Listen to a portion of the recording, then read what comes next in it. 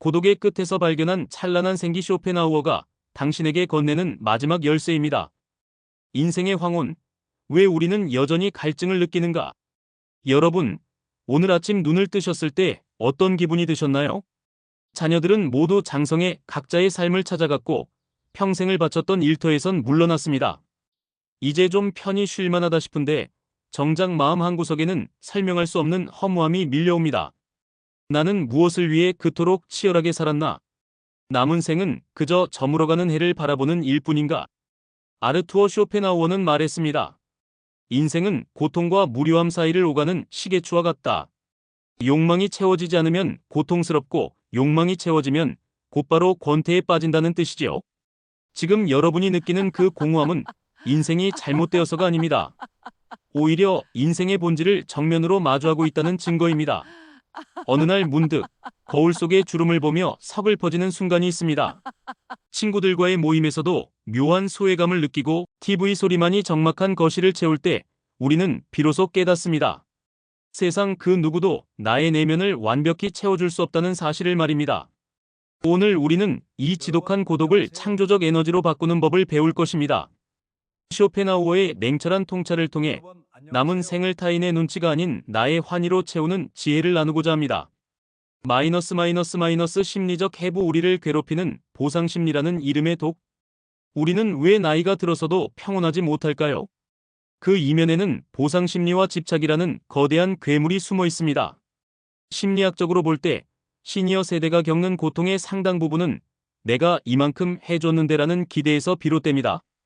자식에게 쏟은 정성, 직장에 바친 청춘, 친구에게 베푼 호의. 이 모든 것들이 인정이나 보답으로 돌아오지 않을 때 우리는 배신감을 느낍니다. 이것이 바로 쇼펜하우어가 경고한 타인의 의지에 종속된 삶입니다.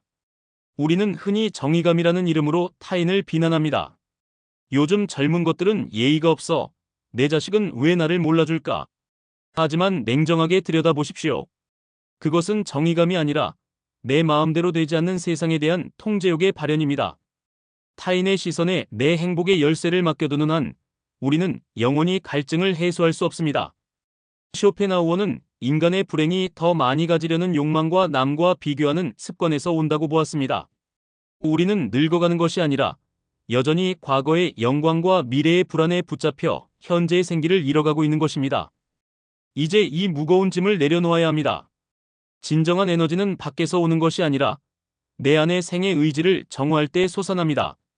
철학적 사유의 확장 쇼펜하우어와 니체가 말하는 자기 긍정.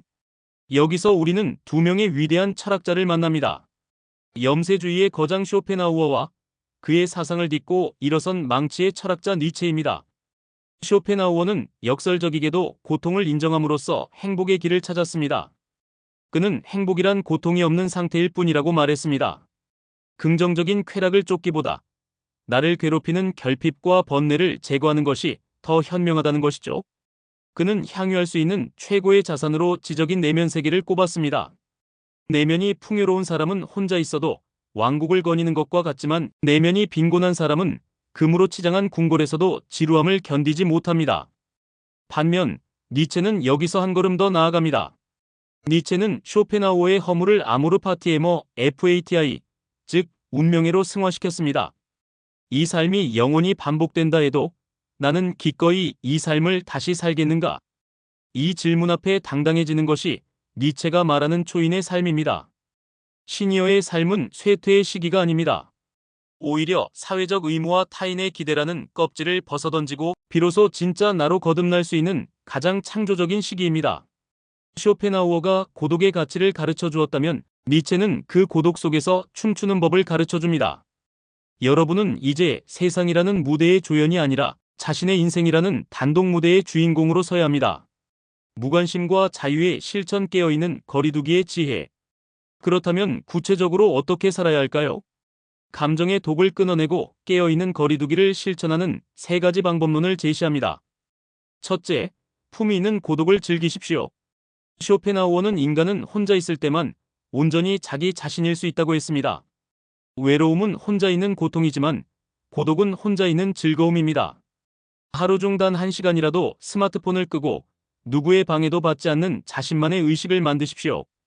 독서도 좋고 명상도 좋고 그저 차 한 잔을 음미하는 것도 좋습니다. 내가 나 자신과 친해질 때 타인의 인정은 더 이상 구걸해야 할 구걸물이 아니게 됩니다. 둘째, 기대 없는 자비를 베푸십시오. 누군가에게 베풀 때는 그 즉시 잊으십시오. 보상을 바라는 순간 선행은 거래가 되고 고통의 씨앗이 됩니다. 꽃이 향기를 뿜을 때 나비가 오든 말든 상관하지 않듯 여러분도 그저 여러분의 존재 자체로 향기를 내뿜는 존재가 되십시오. 대가를 바라지 않는 행동만이 영혼의 진정한 평온과 에너지를 가져다 줍니다.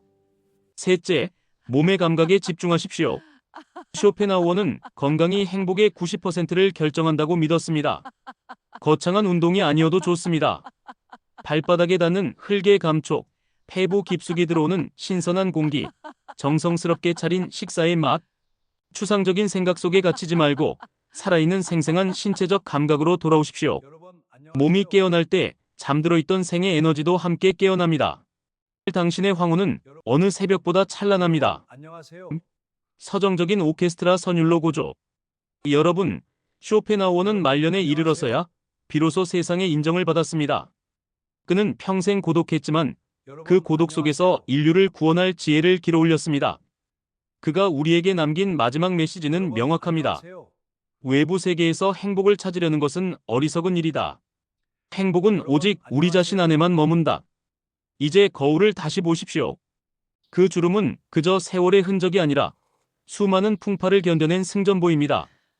여러분의 백발은 세상의 모든 소음을 덮어버리는 고요한 지혜의 상징입니다. 더 이상 누군가의 부모로만, 누군가의 배우자로만 살지 마십시오. 오늘부터 당신은 그저 살아있는 기쁨 그 자체가 되어야 합니다. 지는 해는 아름답습니다.